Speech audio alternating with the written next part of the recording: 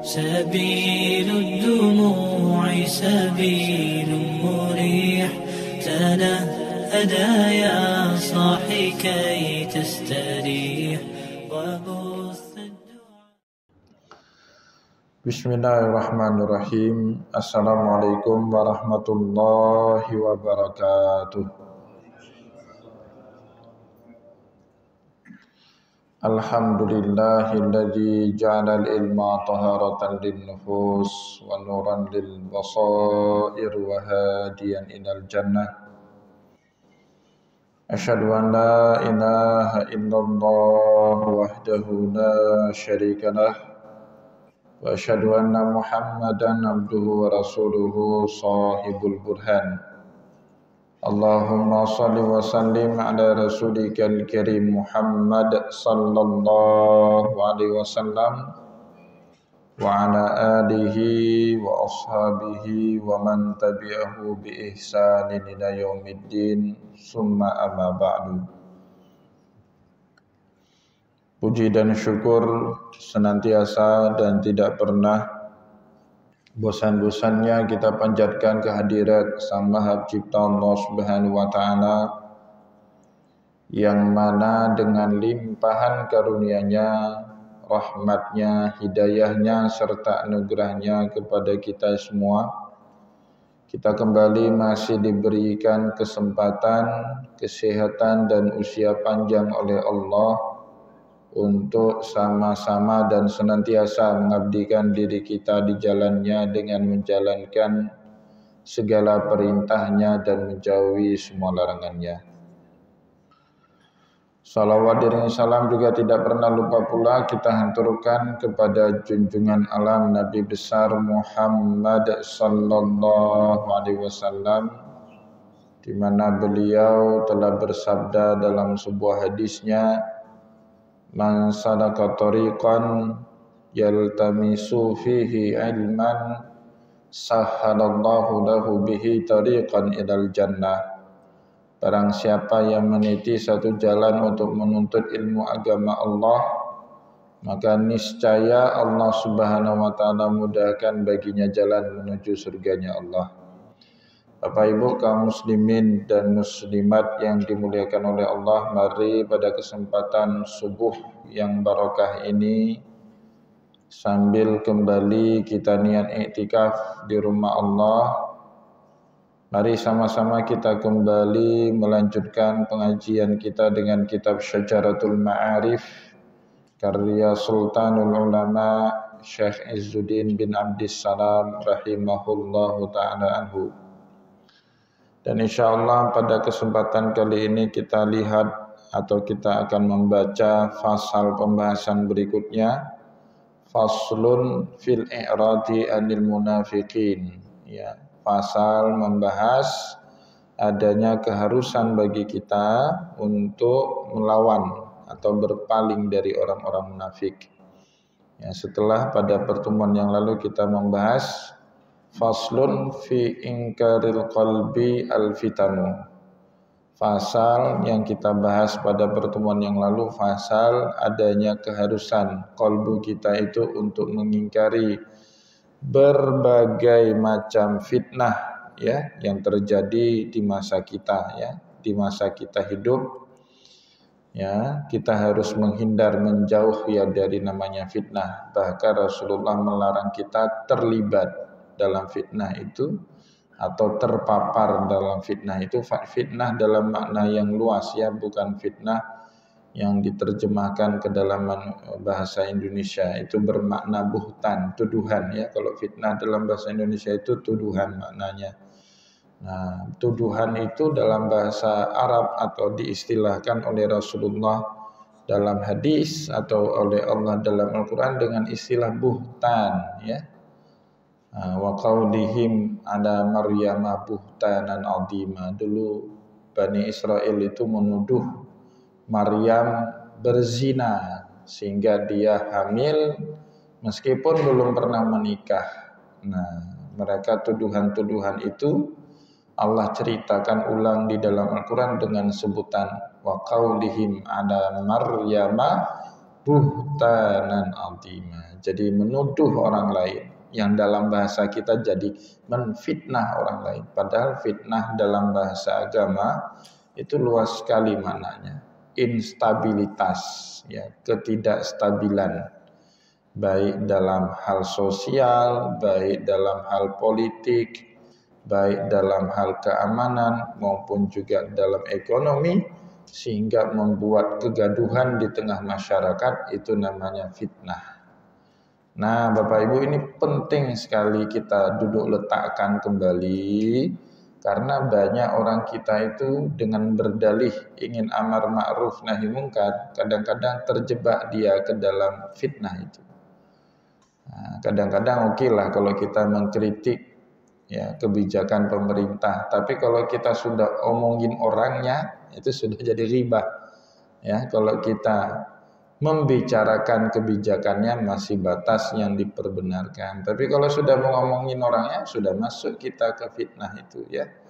Nah, kita disuruh menghindar oleh Allah, oleh Rasulullah SAW dari segala macam bentuk fitnah dalam kehidupan ini. Bahkan secara khusus Rasulullah menyebut ada fitnah akhir zaman, ya. Wa na'udzubika min fitnatil masiihid dajjal, itu salah satunya fitnah akhir zaman.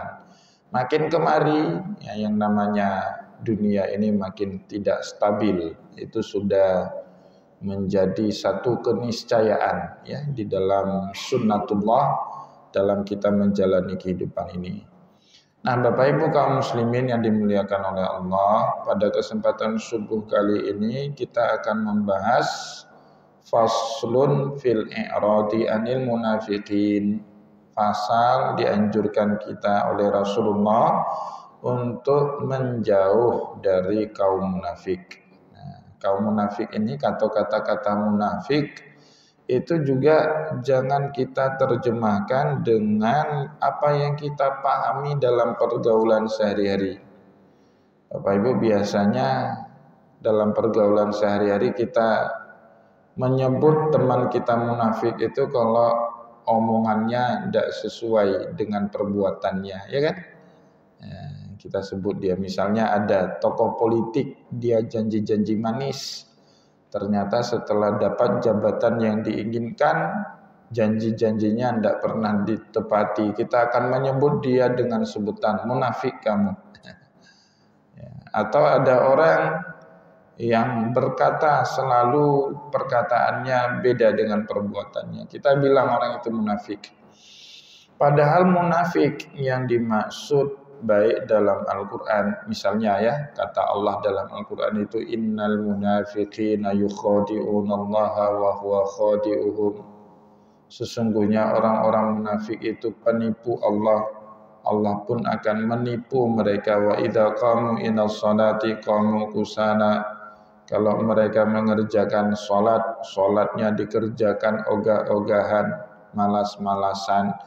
Itu sekali lagi bukan istilah sehari-hari kita yang kita pahami sekarang. Tetapi munafik, ya, di dalam ayat tadi itu bermakna teologis.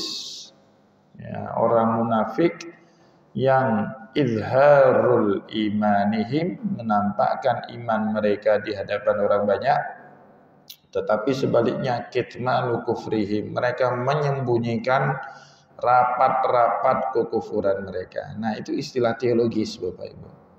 Jadi jangan sampai nanti ada teman kita yang pendusta dalam kehidupan sehari-hari, kita tidak sholatkan jenazahnya. Mereka itu masih orang muslim, ya. Meskipun omongannya bohong, ya, meskipun janjinya selalu diingkari, meskipun dikasih amanah dikhianati. Itu kan kata Rasulullah di dalam satu hadis, ayatul munafiqi thalathun, ya, ayat atau tanda kemunafikan itu ada 3. Idza haddatsa kadzdzaba, jika dia bicara dia dustai. Wa idza wa'ada akhlafa, jika dia berjanji dia tidak tepati janjinya. Wa idza tumina khana, dan jika diberikan amanah dia berkhianat. Nah, itu sekali lagi tidak untuk kaum muslimin, ya. Meskipun jika ada di antara kaum muslimin yang kemudian sering dalam kehidupannya berdusta, tidak menepati janji bayar utang di awal bulan, 1 tahun lewat, utang pun belum lunas. Tapi kita tetap tidak boleh melabelkan mereka dengan kata munafik. Kenapa demikian? Karena munafik itu sekali lagi istilah teologis. Maknanya apa? Izharu imanihim wa kitmanu kufrihim. Orang yang menampakkan keimanan mereka di hadapan orang banyak, tapi di lain pihak mereka menyembunyikan rapat-rapat kekufuran mereka kepada Allah dan Rasul. Nah, masalahnya Bapak Ibu di kita sekarang, hakul yakin saya, jika ada tetangga kita, ada saudara kita, ada teman kita yang suka bohong, mereka tidak sedang menyembunyikan kekufuran mereka. Mereka orang Islam. Cuma cik menampakkan, ya, kayak mana mau buat kan? Memang seperti itu dia, Pak. Ya, dia orang Muslim dan dia tidak sedang ingin menampakkan keislamannya dan menyembunyikan kekufurannya karena memang dia orang Muslim bawaan lahir, bapak ibunya, kakek neneknya kita kenal semua. Tapi karena memang orangnya seperti itu, ya mau buat apa kita? Ya, begitu juga misalnya ada teman kita yang janji aspal, ya, asli tapi palsu, janji selalu, tapi tidak pernah ditepati, ya. Nah, ini tidak boleh juga kita capkan munafik kan, ya, karena itu sekali lagi istilah teologis untuk orang-orang yang menampakkan keimanan dan menyembunyikan kekafiran, dan banyak di antara mereka itu hidup di zaman Rasulullah Sallallahu Alaihi Wasallam. Terutama saat Nabi Muhammad Sallallahu Alaihi Wasallam berada di kota Madinah, itu banyak sekali muncul kelompok seperti ini. Kelompok kufur atau kelompok orang kafir jelas, ya kita punya perbedaan dengan mereka. Dengan orang yang beriman juga jelas. Tapi kaum munafik ini kalau kita baca di dalam Al-Quran ataupun kalau kita baca di dalam hadis, Nabi Muhammad kayak kebingungan menghadapi mereka, ya. Satu sisi Allah Subhanahu wa taala meminta mereka tegas kepada kaum munafik. Tapi satu sisi yang lain mereka selalu menampakkan keimanan mereka. Jadi tidak ada indikator yang kemudian dengan indikator itu membenarkan Rasulullah SAW mengambil sikap tegas kepada orang munafik. Itu yang membuat Nabi Muhammad agak punya kesulitan dalam berhadapan atau mengambil sikap dengan orang munafik ini, Bapak Ibu. Dia sehari-hari sholat di belakang Rasulullah, tapi di belakang sana main-main, ya, berkhianat, membocorkan rahasia Rasulullah, bahkan berusaha menyerang Nabi Muhammad dari belakang. Dan itu Bapak Ibu terjadi, ya, dalam perang Badar misalnya. Awalnya pasukan Islam itu imbang-imbang Bapak Ibu dengan orang Quraisy. Kalau fakta sejarah kan tertulis orang Quraisy itu 1000-an pasukannya, umat Islam itu cuma diperkuat 313. Sebenarnya pasukan umat Islam itu hampir 700-an. Tapi di tengah jalan dari kota Madinah menuju ke arah Sumur Badar itu lebih kurang 76 km. Ya, orang-orang munafik yang dipimpin oleh tokohnya Abdullah bin Ubay bin Salul, tiba-tiba mereka milih balik ke kota Madinah. Ya. Maka kan ada ayat Al-Quran itu, ya, yang menceritakan itu. La yasta'dzinukal ladzina yu'minuna billahi wal yawmil akhiri an yujahidu bi amwalihim wa anfusihim wallahu alimun bil muttaqin. Muhammad, tidak akan pernah minta izin kepadamu untuk tidak ikut jihad fi sabilillah. Siapa? Man yu'minu billahi wal yaumil akhir. Siapa saja yang beriman kepada Allah dan siapa saja yang beriman kepada akhir. Wallahu alimun bil muttaqin. Karena Allah paham betul siapa di antara hambanya yang bertakwa. Innama yasta'dzinukal ladzina la yu'minuna billahi wal yaumil akhir wartabat qulubuhum fahum fi raibihim yataraddadun. Sesungguhnya yang pamit kepadamu tadi, yang minta izin untuk tidak jadi ikut berjihad fi sabilillah, innama yasta'dzinukal ladzina la yu'minuna billah. Mereka itu pasti tidak beriman kepada Allah wal yaumil akhir, dan juga sudah pasti tidak beriman kepada hari akhir. Wartabat qulubuhum, dan hati mereka itu penuh dengan keraguan. Fahum fi raibihim yataraddadun, dan mereka dibiarkan terus dalam keadaan ragu oleh Allah Subhanahu wa taala. Maka ayat itu ditutup sama Allah gini Bapak Ibu, afallahu anka lima adzinta lahum hatta yatabayyana lakal ladzina shadaqu wa ta'lamal kadzibin. Afallahu anka, Allah memaafkan atas putusanmu, atas kebijakanmu yang mengizinkan mereka untuk tidak berperang di jalan Allah. Sebenarnya itu Bapak Ibu dalam hukum militer namanya disersi. Ya, kalau sudah berhadap-hadapan mau perang, lari dari medan tempur, itu namanya disersi Bapak Ibu. Di dalam hukum militer tembak di kepala itu. Kalau ada prajurit, ada jenderal yang sudah siap perang, tiba-tiba dia mengundurkan diri dengan alasan yang enggak jelas, tembak di kepala itu Pak. Dan di dalam Islam itu juga dosa besar.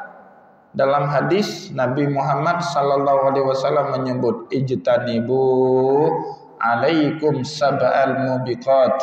Jauhilah oleh kalian 7 dosa besar yang menghancurkan keimanan kalian kepada Allah. Para sahabat bertanya kemudian, "Wa ma hunna ya Rasulullah?" Apakah saja itu 7 dosa besar itu wahai Rasulullah? Sebut Nabi Muhammad satu persatu, mulai dari asyirku billah dan seterusnya, sampai yang terakhir itu kata Rasulullah apa? Watawalla yaumaz zahfi, lari dari medan peperangan. Itu tidak boleh dilakukan ya. Maka Rasulullah ditegur sama Allah ya, ditegur, kok kamu kasih izin? Itu orang munafik, itu tidak betul alasan mereka nggak ikut perang itu. Masa kamu kasih izin? Tapi akhirnya Allah memaafkan keputusan yang dianggap salah oleh Allah itu. Afallahu anka lima adzinta lahum hatta yatabayyana lakal ladzina shadaqu wa ta'lamal kadzibin. Afallahu anka, Allah memaafkanlah kesalahanmu itu Muhammad. Sudah ambil keputusan yang salah. Lima adzinta lahum, karena kamu sudah berikan izin kepada mereka. Hatta yatabayyana lakal ladzina shadaqu wa ta'lamal kadzibin. Besok-besok kamu tidak boleh lagi kasih izin. Kalau mereka ada yang enggak mau berjihad fisabilillah, sampai tahu jelas kamu yang mana di antara mereka yang jujur dengan alasannya dan mana di antara mereka yang dusta dengan alasannya itu. Nah, maka Bapak Ibu kaum muslimin dan muslimat yang dimuliakan oleh Allah, lunturlah semangat perang umat Islam pada hari itu. Gimana luntur? Nah, ini mungkin Ustaz Wahyudi tahu, orang militer. Ya, kita tiba-tiba udah mau perang, siap-siap. Tiba-tiba ada sebagian dari kita nggak jadi perang. Itu luntur Pak semangat kita. Nggak lagi nggak usah perang Pak, nggak usah perang. Itu perang sudah pasti ya.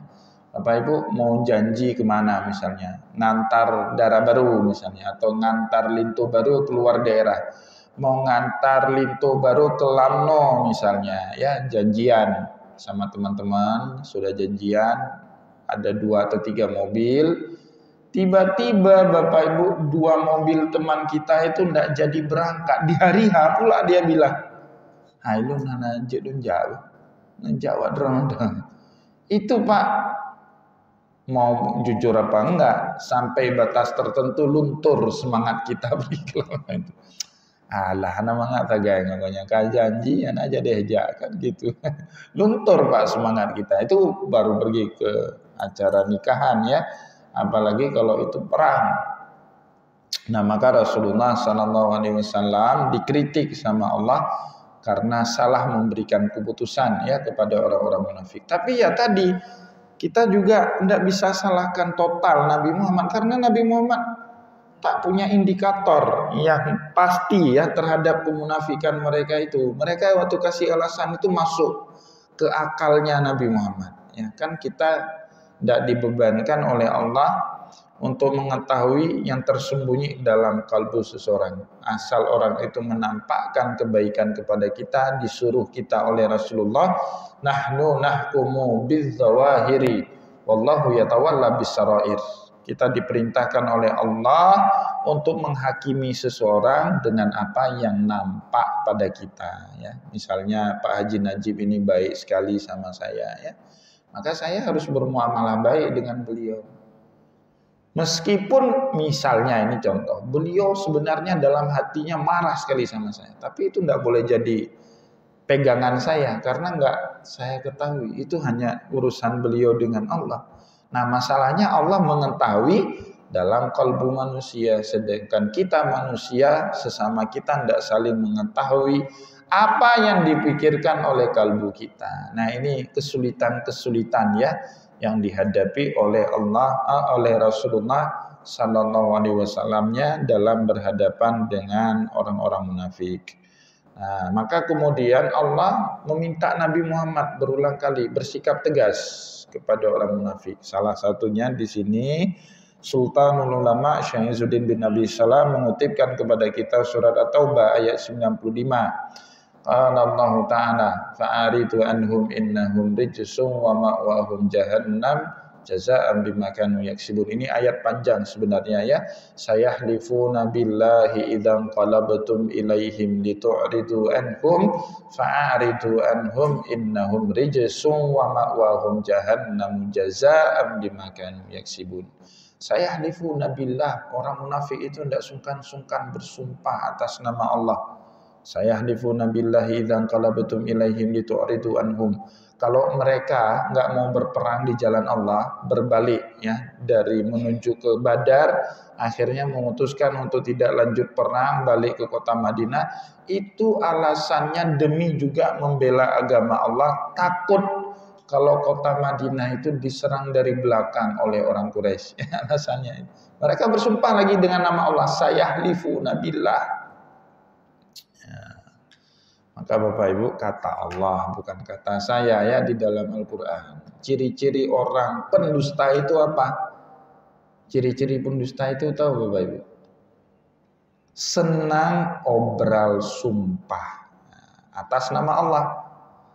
Karena apa yang dikatakan itu bohong sebenarnya. Untuk menutupi kebohongannya itu, dia butuh nama besar Allah.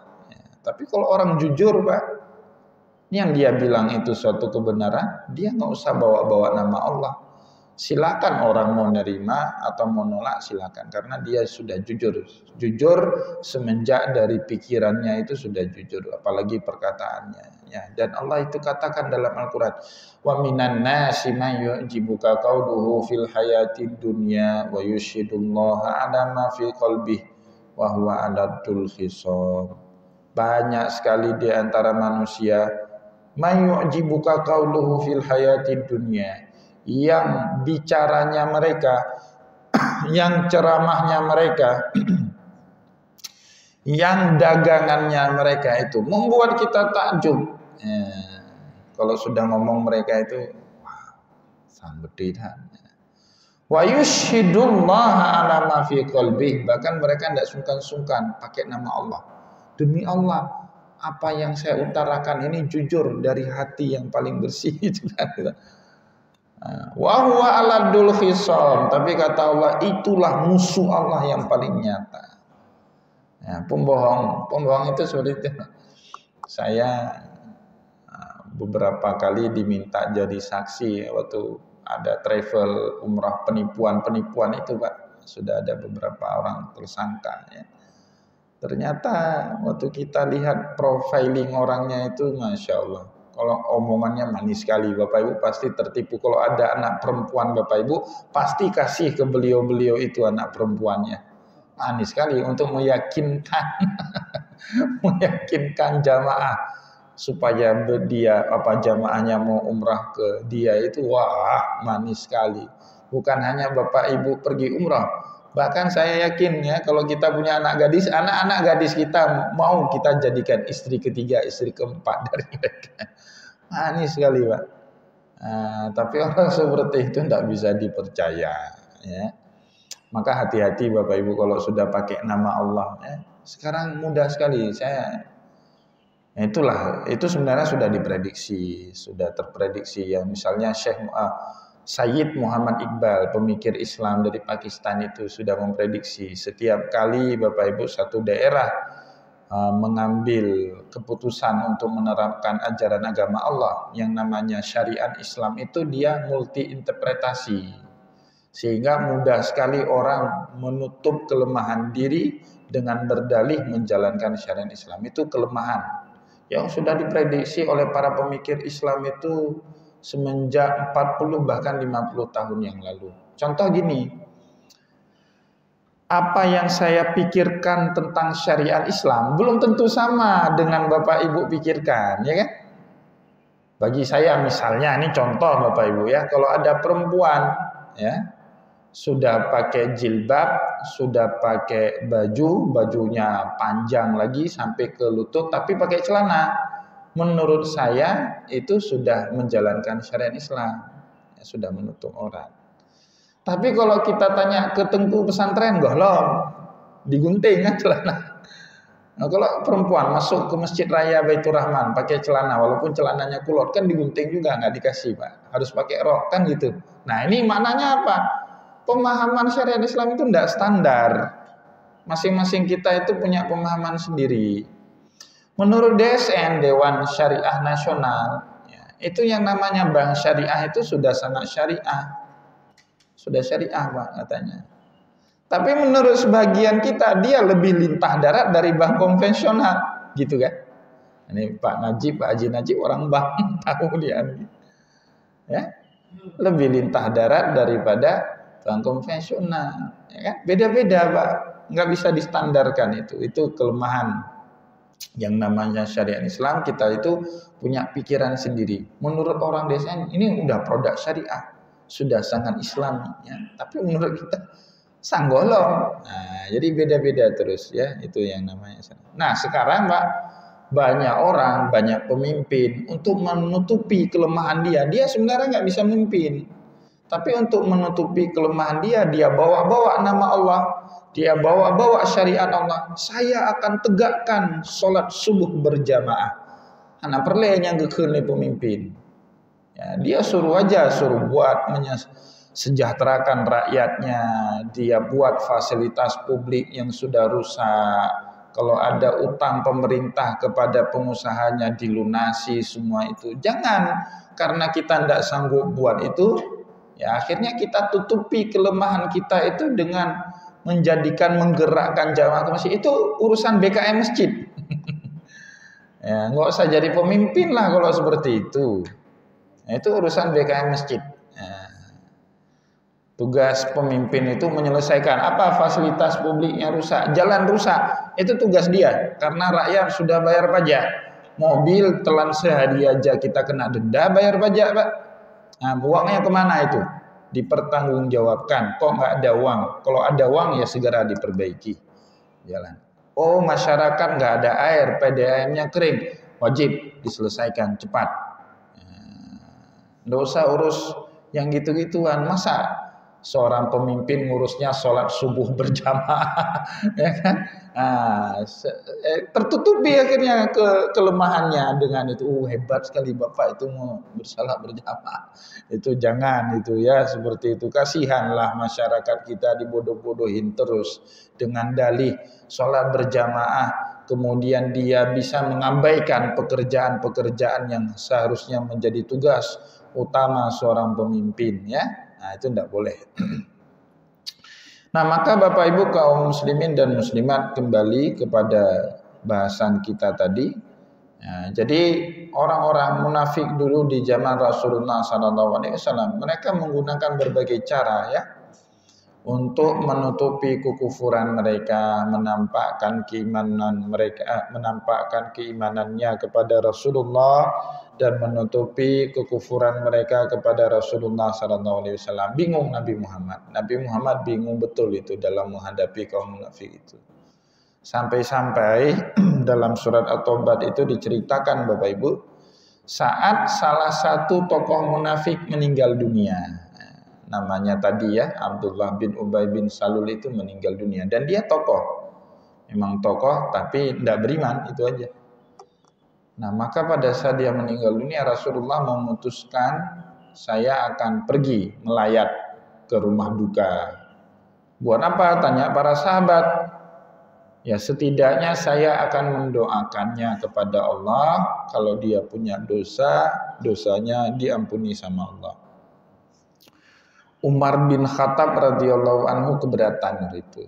Kata Umar, ya Rasulullah, tidak patutlah kamu mendoakan orang munafik. Orang munafik itu sejatinya tidak beriman. Gimana kamu doakan? Bagaimana engkau mendoakan orang munafik yang tidak beriman? Nggak punya hak. Kita mendoakan ampunan kepada orang yang tidak beriman kepada Allah. Allah sudah katakan itu dalam Al-Quran. Maka nalin nabi walladzina amanu ayastaghfiru lil musyrikina walau kanu uli qurba. Tidak patut bagi seorang nabi dan orang-orang mukmin mendoakan orang kafir, orang musyrik, meskipun orang kafir dan musyrik itu kerabat karib mereka sendiri. Nah, masalahnya kan orang munafik nampaknya iman, belakangnya kufur. Tapi sudah jelas Abdullah bin Ubay bin Salul ini orang munafik, kufur. Tapi Rasulullah tetap bersikeras akan melayat ke rumah duka. Dia akan mendoakan Abdullah bin Ubay bin Salul. Sampai Rasulullah berkata kepada Umar, karena yang keras sekali mencegah Rasulullah ke rumahnya Umar bin Khattab itu, ke rumahnya Abdullah bin Ubay bin Salul, ya Umar bin Khattab. Ya Rasulullah bilang, Umar, jika Allah tidak mau menerima sekali doa istighfarku, sekali doa pengampunanku, Allahumma gfir lahu warhamhu itu, sekali saya baca doa itu Allah belum mau mengampuni si Abdullah bin Ubay bin Salul, maka saya akan mendoakan dia sampai 70 kali atau bahkan lebih sampai Allah Subhanahu wa taala mengampuni dosanya. Rasulullah pergilah, ya Umar, Nabi Muhammad sudah ngotot seperti itu, ya apa boleh buat ya. Tapi dalam perjalanan itu ternyata turun ayat sekali lagi menegur Rasulullah. Istaghfir lahum aw la tastaghfir lahum in tastaghfir lahum 70 marratan falan yaghfirallahu lahum. Kamu istighfarkan mereka atau tidak kamu istighfarkan dia, in tastaghfir lahum 70 marrah, bahkan jika kamu istighfarkan mereka sampai 70 kali pun, respon tadi karena Rasulullah bilang itu kepada Umar, falan yaghfirallahu lahum, Allah tidak akan mengampuni mereka. Akhirnya Rasulullah balik, Umar kamu benar, saya ditegur tadi sama Allah, tapi tidak apa-apa, saya akan balik ke rumahnya sekedar untuk menyolatkan jenazahnya. Atau kalau Allah tidak izinkan nanti saya menyolatkan jenazahnya, saya akan berdiri di sisi kuburannya sebagai bentuk penghormatan terakhir kepada tokoh munafik itu, Abdullah bin Ubay bin Salul. Datang sekali lagi Nabi Muhammad ke rumah duka. Dalam perjalanan ditegur lagi sama Allah, wala tusalli ala ahadin minhum mata abadan wala taqum ala qabri innahum kafaru billahi wa rasulih wa matu wa hum fasiqun. Wala tusalli ala ahadim minhum mata abadan. Janganlah kau solati jenazah mereka yang mati dari kalangan munafik itu. Ya, maka dulu Bapak Ibu waktu Buya Hamka itu dapat surat wasiat dari Pak Karno, Presiden pertama Indonesia. Ya, jadi Pak Karno itu tulis wasiat sebelum dia meninggal dunia, seandainya dia meninggal dunia nanti, diminta yang jadi imamnya adalah Buya Hamka. Padahal yang memenjarakan Buya Hamka itu Pak Karno, karena dituduh buat makar, ya, ingin menggulingkan pemerintah Soekarno, ya, pemimpin revolusi, kan istilahnya, pemimpin revolusi, ya. Nah, tapi Buya Hamka kan ulama dan beliau berhadapan-hadapan dengan komunis. Nah, kenapa berhadapan dengan komunis? Karena Pak Karno ingin mendamaikan komunis dengan agama, dengan ideologinya Nasakom, nasionalis, agama dan komunis. Padahal yang namanya komunis dan agama itu kan teis dan ateis, Pak, ya. Teis itu percaya kepada Tuhan, ateis tidak percaya kepada Tuhan. Seperti minyak dengan air, nggak akan pernah bisa bersatu itu. Tapi Pak Karno bersikeras untuk menyatukan itu. Maka wajarlah kalau Buya Hamka dan ulama-ulama yang lain pada saat itu menentang paham Nasakomnya Pak Karno. Nah, karena mungkin Buya Hamka itu paling keras menentangnya dan beliau punya banyak media, ya. Buya Hamka itu kan penulis. Mungkin nggak semua ulama pintar menulis, tapi kalau Buya Hamka itu punya kemampuan yang cukup baik menulis. Tulisan-tulisannya sangat tajam mengkritik ideologi Nasakomnya Pak Karno, kan gitu. Dan Buya Hamka itu selain penulis, beliau juga orator. Khotbah-khotbahnya itu sangat keras mengkritik kebijakan Nasakomnya Pak Karno, sehingga masuklah Buya Hamka ke dalam penjara. Nah, bahkan dituduh sebagai pengkhianat, kan, menderita betul itu 3-4 tahun di penjara itu, hilang pekerjaannya, keluarganya hidup melarat menderita, ya. Tapi Pak Karno di akhir hayatnya tulis surat, ya, tulis surat kalau dia nanti meninggal dunia minta kesediaan Buya Hamka untuk jadi imam dalam sholat jenazahnya. Nah, pada saat Buya Hamka mau jalan ke rumah Pak Karno itu didatangi Buya Hamka oleh ulama-ulama Betawi lain. Salah satunya Kiai Haji namanya Syafi'i Abdullah. Ya, Kiai Haji Syafi'i Abdullah ini teman dekat dari Buya Hamka. Dia minta Buya Hamka untuk tidak pergi ke rumah Bung Karno. Nah, ngapain, buat apa kita menyolati jenazahnya orang munafik, ya. Orang yang berteman dengan komunis dianggap sama Kiai Syafi'i Abdullah sebagai orang munafik, ya. Tapi apa jawabnya Buya Hamka? Dulu Allah melarang Rasulullah sholat kepada tokoh munafik karena Rasulullah diturunkan sepotong ayat oleh Allah. Wala tusalli ala ahadim minhum abadan wala takum ala qabri. Nah, hari ini jika Allah turunkan kepada saya sepotong ayat, saya juga enggak sholat kepada Karno, ya, kepada Bung Karno. Tapi enggak ada ayat yang turun. Ya, gimana kita menghakimi seseorang itu sebagai seorang munafik? Ya, sekali lagi itu kan munafik istilah teologis. Sebejat-bejatnya Muslim, ya, sejahat-jahatnya Muslim, bahkan dia tidak pernah sholat, tidak tahu pun Allah itu apa, gimana konsepnya, gimana Al-Quran, gimana Rasulullah, tapi dia ahlu syahadat, tidak boleh jenazahnya itu tidak kita sholatkan, ya. Maka jangan berlebihan juga, kayak kemarin misalnya waktu Pilkada DKI itu ada yang sampai bicara kalau pilih si fulan jenazahnya nggak kita sholatkan, itu offside menurut saya. Apapun pilihan politiknya, asal dia Muslim, kita sesama Muslim wajib menfardu kifayahkan dia. Kalau itu tidak dilakukan, seluruh kampung itu berdosa. Asal Muslim, asal dia ahli syahadat, pernah dia mengucapkan atau bawaan lahir. Kalau bawaan lahir tidak perlu lagi mengucapkan asyhadu an la ilaha illallah itu. Ya, ini yang harus menjadi pegangan kita. Maka Bapak Ibu kembali kepada cerita kita tadi, Rasulullah kena tegur untuk kedua kalinya sama Allah, wala tusalli ala ahadim minhum mata abadan. Jangan pernah engkau sholati jenazahnya mereka orang-orang munafik itu, wala takum ala qabrih, dan juga jangan kamu berdiri di sisi kuburannya.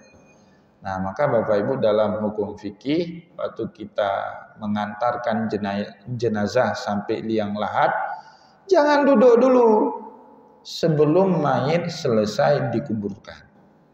Itu penghormatan.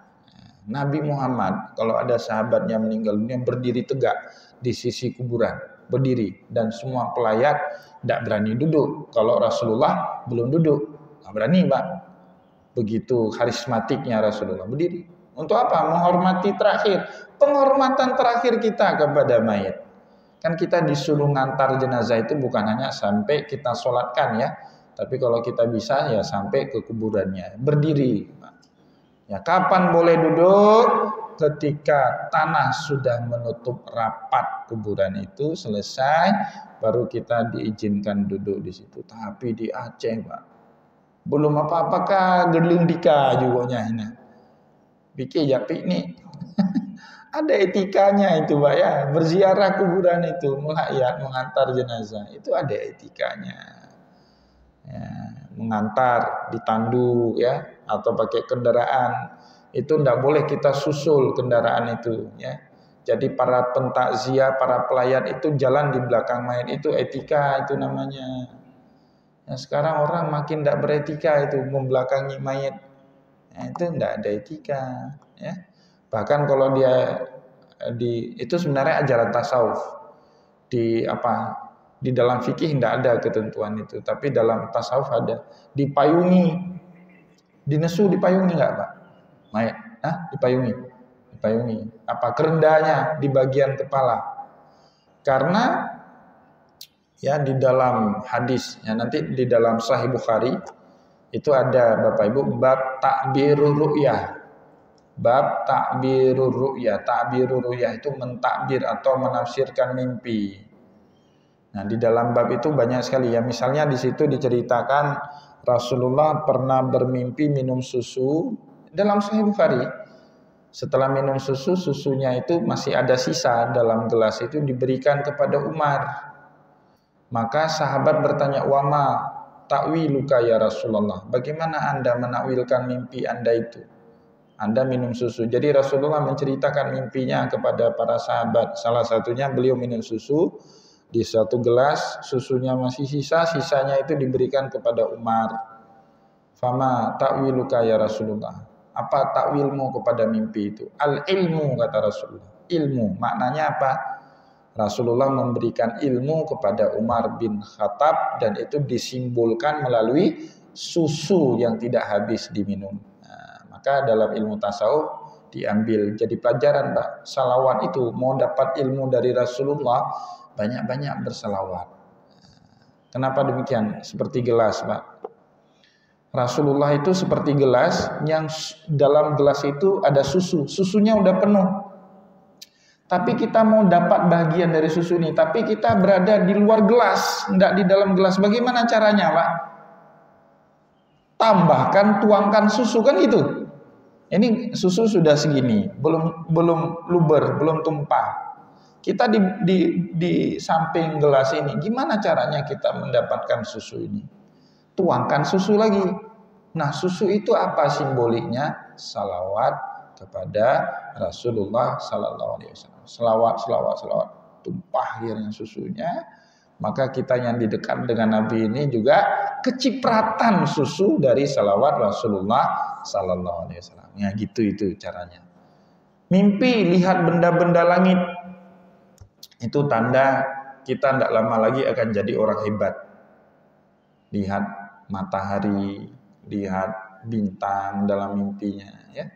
Lihat bulan, itu pasti kita akan jadi orang hebat Bapak Ibu tidak lama lagi. Tapi ada dinamika hidup yang sangat terjal yang harus kita hadapi sebelum kita akan menjadi orang hebat. Nah, menjadinya kita orang hebat bukan tergantung mimpi itu, tapi tergantung bagaimana kita berproses mendaki jalan yang begitu terjal setelah mimpi itu. Dalilnya mana? Dalam kitab Sahih Bukhari itu mimpinya Nabiullah Yusuf. Ini ra'aitu ahada asyara kaukaban, 11 bintang wa syamsa wal qamara, matahari dan bulan sujud ya. Akhirnya kan Yakub bapaknya Yusuf bilang, la taksus ru'yaka ala ikhwanika. Mimpi ini enggak usah dicerita sama orang lain, cukup saya saja. Tapi kejadian hidup berikutnya kan terjal sekali bagi anak kecil seusia Yusuf kan. Usianya belum 10 tahun, Mbak. Dalam tafsir 6-7 tahun usia Yusuf itu pada saat itu. Terjal sekali Pak kehidupannya, dibuang sama saudaranya, dijadikan budak, dijual di pasar budak di Mesir, jauh beribu-ribu kilometer dari kampung halamannya, berpisah dari bapak dan ibunya, kena fitnah Zulaikha, masuk penjara, terjal sekali.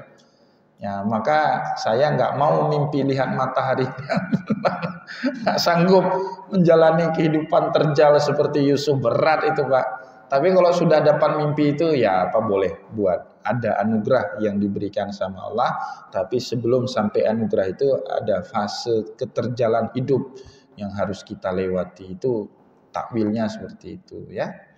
Termasuk juga yang saya ingin katakan, kalau kita mimpi jadi pengantin. Ya, misalnya Pak Haji Najib semalam mimpi jadi pengantin. Itu tandanya bukan beliau mau poligami, mau kawin lagi, nanti lagi, bukan. Tandanya apa? Itu Allah tidak lama lagi akan menjadikan kita sebagai pengantinnya. Bagi orang-orang soleh Pak dikasih tanda itu. Maka jangan heran Imam Al-Ghazali meninggal waktu dibuka pintu kamarnya sudah dalam keadaan berkafan. Kan pakai kafan kerowonya. Gempemano-manoro. Nah, dikasih tahu Pak ciri-cirinya. Apa ciri-cirinya jadi pengantin? Nah, jadi pengantin kita kawin duduk di atas pelaminan pakai baju Teku Umar ya kan, gagah kelihatan. Tapi tidak lama lagi mau meninggal dunia itu. Nah, maka orang Aceh yang dulu Islamnya berkarakter tasawuf, kan Islam di Aceh ini karakternya tasawuf Pak. Ulama-ulama dulu kita itu ulama-ulama sufi semua. Syekh Abdul Rauf As-Singkili itu pemimpin, mursyid, waliul kutub dari tarekat Syatariyah. Nah, beliau itu kan. Kalau ada orang meninggal dunia di tempat kita diperlakukan seperti pengantin. Yang dipayung di masyarakat kita berapa orang Pak? Pengantin ya kan? Bapak dulu waktu nikah, Pak Salam waktu nikah ada dipayungi Pak. Kadang nggak dipayungi.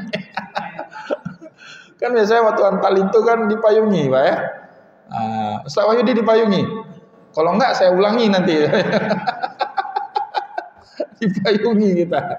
Itu pertama, waktu menikah kita dipayungi Pak.